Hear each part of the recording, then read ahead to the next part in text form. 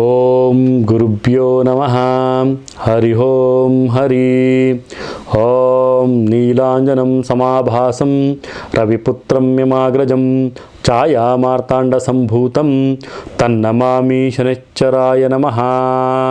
ನಮಸ್ತೆ ನನ್ನ ಪ್ರೀತಿಯ ವೀಕ್ಷಕರೇ, ನಾನು ನಿಮ್ಮ ಡಾಕ್ಟರ್ ಪಂಡಿತ್ ಶ್ರೀ ಸಿದ್ಧಾಂತ ಅರುಣ್ ಶರ್ಮ ಗುರುಜಿ.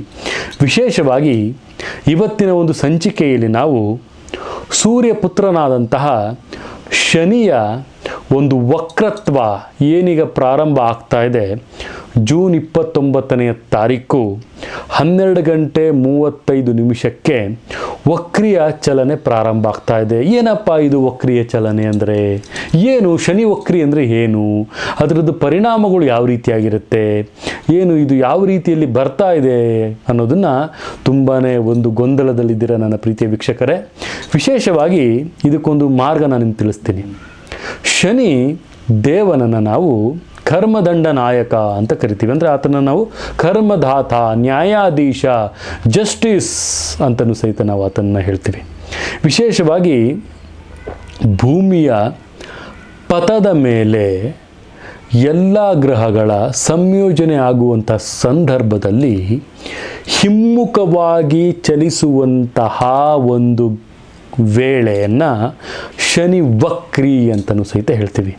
ಅದೇ ಯಾವ ರೀತಿಯಾಗಿ ಹೇಳ್ಬೋದು ಅಂದರೆ, ಒಂದು ವೇಳೆ ಆತ ಯಾವುದಾದರೂ ರಾಶಿಯಲ್ಲಿ ಶನಿ ವಕ್ರವಾಗಿ ಚಲನೆಯನ್ನು ಮಾಡ್ತಾ ಇದ್ದಾನೆ ಅಂದರೆ ಅವರ ಜೀವನದ ಮೇಲೆ ಅಥವಾ ಕೆಳಗೆ ಆಗುವಂತಹ ಕೆಲವೊಂದು ಬದಲಾವಣೆಗಳು ಯಾವ ರೀತಿಯಲ್ಲಿ ಇರುತ್ತೆ ಅನ್ನೋದನ್ನು ಸಹಿತ ನಾವಿಲ್ಲಿ ನೋಡ್ತೀವಿ.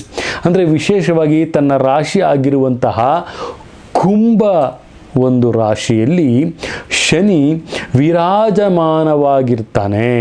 ಕುಂಭ ರಾಶಿಯಲ್ಲಿ ಜೂನ್ 29ರಂದು ಶನಿ ರಾತ್ರಿ 12:35 ವಕ್ರಿಯ ಚಲನೆಯನ್ನು ಪ್ರಾರಂಭವನ್ನು ಮಾಡ್ತಾ ಇದ್ದಾನೆ. ಇದು ನವೆಂಬರ್ 15ರವರೆಗೂ ಸಹಿತ ಈ ಒಂದು ವಕ್ರಿ ಚಲನೆಯೇ ಶನಿ ಮುಂದುವರಿಸ್ತಾ ಹೋಗ್ತಾನೆ. ಶನಿ ಈ ಒಂದು ವಕ್ರಿಯ ಚಲನೆ ಈ 12 ರಾಶಿಯಲ್ಲಿ ಯಾವ ರೀತಿಯ ಒಂದು ಪರಿಣಾಮಕಾರಿಯಾಗಿ ಬೀಳುತ್ತೆ. ಇಲ್ಲಿ ವಿಶೇಷವಾಗಿ ಶನಿ 2.5 ವರ್ಷ ಬೇಕು ಒಂದು ಪಥದಿಂದ ಮತ್ತೊಂದು ಕಂಪ್ಲೀಟಾಗಿ ಒಂದು ಸುತ್ತನ್ನು ಹಾಕಲಿಕ್ಕೆ ಪ್ರತಿಯೊಂದು ರಾಶಿಯಲ್ಲೂ ಸಹಿತ. ಸೊ ಈ 2.5 ವರ್ಷ ದಲ್ಲಿ ವಕ್ರಿಯಾಗಿರೋದು ಯಾವಾಗಪ್ಪ ಅಂತ ಹೇಳಿದ್ರೆ, ಶನಿ ದೇವನು ಕುಂಭರಾಶಿಯಲ್ಲಿ ಹಿಮ್ಮೆಟ್ಟುತ್ತಾ ಇದ್ದಾನೆ. ಅಂದರೆ ಶನಿ ಹಿಮ್ಮೆಟ್ಟುವಿಕೆಯನ್ನು ನಾವು ವಕ್ರಿಯಾಗಿದ್ದಾನೆ ಅಂತಲೂ ಸಹಿತ ನಾವಿಲ್ಲಿ ತಿಳಿಸ್ಬೋದಾಗುತ್ತೆ. ವಿಶೇಷವಾಗಿ ಶನಿಯ ಒಂದು ಪ್ರಭಾವ ಕೆಲವು ರಾಶಿಗಳಿಗೆ ಕೆಟ್ಟದಾಗಿರುತ್ತೆ, ಇನ್ನು ಕೆಲವು ರಾಶಿಗಳಿಗೆ ಒಳ್ಳೆಯದಾಗಿರುತ್ತೆ. ಕರ್ಮದ ಆಧಾರದ ಮೇಲೆ ಶನಿಯ ಒಂದು ಪ್ರಭಾವ ಬೀರ್ತಾನೆ. ಶನಿ ಮಹಾತ್ಮನ ಒಂದು ಪ್ರಭಾವವನ್ನು ಬೀರ್ತಾ ಹೋಗ್ತಾನೆ. ಈತ ಶಿವನಿಗೆ ಪ್ರಿಯವಾದವನು. ಶಿವನಿಗೆ ಪ್ರಿಯವಾದವನು ಶಿವನಿಗೆ ಬಿಟ್ಟಿಲ್ಲ ಶನಿ. ಹಾಗೆ ಇನ್ನು ಕಡು ಮಾನವರಾದಂತಹ ನಮ್ಮ ಮೇಲೂ ಸಹಿತ ಈತನ ಪ್ರಭಾವ ಬಿಡೋಕ್ಕಾಗುತ್ತಾ? ಕರ್ಮದಂಡ ನಾಯಕನಾದಂತಹ ಶನಿ ಧರ್ಮಕ್ಕೆ ಧರ್ಮವನ್ನು ಕೊಡ್ತಾನೆ, ಕರ್ಮಕ್ಕೆ ಕರ್ಮವನ್ನು ಕೊಡ್ತಾನೆ.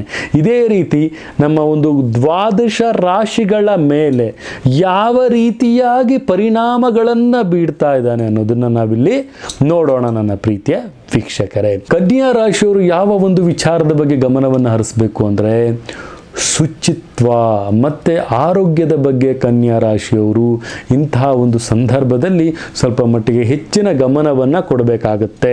ಈ ಸಂದರ್ಭದಲ್ಲಿ ಅವರು ಕನ್ಯಾ ರಾಶಿಯವರಿಗೆ ಕೆಲವೊಂದು ಕೆಟ್ಟ ಅಭ್ಯಾಸಗಳನ್ನು, ಅವ್ರಿಗೆ ಅನಾರೋಗ್ಯವನ್ನು ಕೆಡಿಸುತ್ತೆ. ಅವರು ಮಾಡುವಂಥ ಕೆಲವೊಂದು ಕೆಟ್ಟ ಅಭ್ಯಾಸಗಳು ಅಂದರೆ ಧೂಮಪಾನ ಆಗಿರ್ಬೋದು, ಮದ್ಯಪಾನವಾಗಿರ್ಬೋದು, ಅಥವಾ ಇತರ ಯಾವುದಾದ್ರೂ ಒಂದು ಚಟುವಟಿಕೆಗಳಾಗಿರ್ಬೋದು. ಇಂಥ ಸಂದರ್ಭದಲ್ಲಿ ಯಾವುದೇ ರೀತಿಯಲ್ಲೂ ಸಹಿತ ಜೂಜಾಟಗಳನ್ನು ಆಡಲಿಕ್ಕೆ ಹೋಗಬಾರ್ದು ಕನ್ಯಾ ರಾಶಿಯವರು. ಹೋದರೆ ತಕ್ಕ ಶಾಸ್ತಿಯನ್ನು ಅನುಭವಿಸ್ತೀರಿ. You will burn your finger ಅಂತಲೂ ಸಹಿತ ನಾನು ಹೇಳ್ಬೋದು. ಎಲ್ಲ ರೀತಿಯಲ್ಲೂ ಸಹಿತ ತುಂಬ ಕಷ್ಟಕರವಾದಂತಹ ವಿಚಾರಗಳು ತಮಗೆ ಕಂಡು ಬರುತ್ತೆ. ಇಂತಹ ಒಂದು ದುರಭ್ಯಾಸಗಳಿಗೆ ತಾವು ಯಾವುದೇ ಕಾರಣಕ್ಕೂ ಹೋಗಬಾರ್ದು. ಆರೋಗ್ಯದ ಬಗ್ಗೆ ಹೆಚ್ಚಿನ ಕಾಳಜಿಯನ್ನು ವಹಿಸಬೇಕು. ಶುಚಿತ್ವದ ಬಗ್ಗೆ ಹೆಚ್ಚಿನ ಒಂದು ಕಾಳಜಿಯನ್ನು ತಾವು ವಹಿಸಬೇಕು. ತಾವು ಮಾಡುವಂಥ ಕೆಲಸದ ಮೇಲೆ ಕೂಡ ತಮ್ಮ ಒಂದು ವ್ಯತಿರಿಕ್ತವಾದಂಥ ಪರಿಣಾಮಗಳು ಸಹಿತ ಇಲ್ಲಿ ಬೀರ್ತಾ ಹೋಗುತ್ತೆ. ಇದೇ ಕಾರಣಕ್ಕಾಗಿ ತಾವು ಆರೋಗ್ಯವೇ ಮಹಾಭಾಗ್ಯ ಅಂತ ತಿಳ್ಕೊಂಡು ಆರೋಗ್ಯದ ಕಡೆ ಹೆಚ್ಚಿನ ಗಮನವನ್ನು ಕೊಡಬೇಕು. ಕೆಟ್ಟ ಅಭ್ಯಾಸಗಳನ್ನು, ಕೆಟ್ಟ ಚಟಗಳನ್ನು ತಾವು ಬಿಡಬೇಕು. ಬಿಟ್ಟಿಲ್ಲ ಅಂದರೆ ಶನಿ ವಕ್ರಿಯಾಗಿರೋದ್ರಿಂದ ತಮ್ಮ ಒಂದು ಕಾರ್ಯಕ್ಕೆ, ತಮ್ಮ ಒಂದು ಕರ್ಮಕ್ಕೆ ತಾವೇ ಒಂದು ನ್ಯಾಯಾಧೀಶನಿಂದ ಒಂದು ವಿಶೇಷವಾದಂತಹ ತಕ್ಕ ಶಾಸ್ತಿಯನ್ನು ಪಡ್ಕೊಳ್ಬೇಕಾಗತ್ತೆ. ಜಾಗೃತಿ, ಜಾಗೃತಿ, ಜಾಗೃತಿ. ಇದೇ ರೀತಿ ದ್ವಾದಶ ರಾಶಿಗಳ ಫಲಾನುಗಳ ಮೇಲೆ ಯಾವ ರೀತಿ ಶನಿಯ ಒಂದು ವಕ್ರಸ್ಥಾನದಲ್ಲಿ ಬರ್ತಾಗ ಹೇಗೆಲ್ಲ ಯಾವ ವಿಚಾರದ ಬಗ್ಗೆ ಈ ದ್ವಾದಶ ರಾಶಿಗಳು ತುಂಬಾ ಜಾಗೃತಿಯಾಗಿರಬೇಕು ಅಂತ ಈ ಒಂದು ವಿಡಿಯೋದಲ್ಲಿ ನಾನು ನಿಮಗೆ ತಿಳಿಸ್ಕೊಡ್ತಾ ಇದ್ದೆ.